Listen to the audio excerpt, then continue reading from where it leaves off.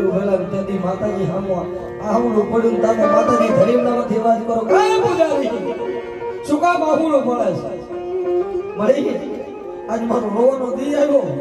તારી ભક્તિ કરવા છતાંય મારી મારા માટે નહીં પણ મારા નવ કુકડા તારા પહોડા પણ એ આજ બોલતા નથી અને છે કે એટલું મને કેમ તો મને એમ થાય મારી દેવી મારી સામે આવીને બેઠી છે તેથી બાપર બેઠાની બળતાજી એટલું મળતા કે હે પૂજારી તનનું જાણું મનનું જાણું પેટનું ખાધેલું જો પેટનું ખાધેલું ન કહું ને તેથી હું સકલ ગુના ચોકની દેવી બેસી હા બરબા તું એમ કે મારા કુકડા ક્યાં છે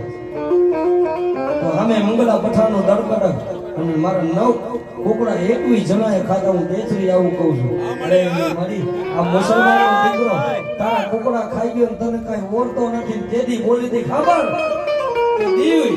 દીવ ઉઈ ગયો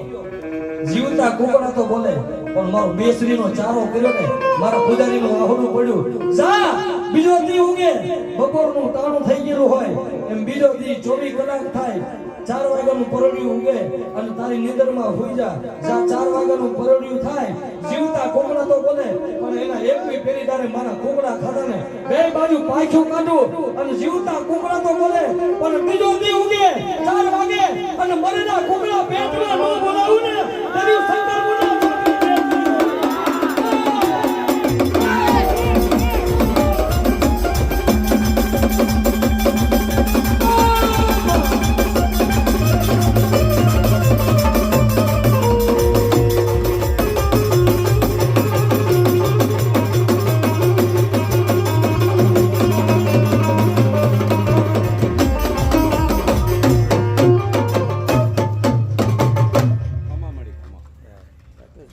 હા મળી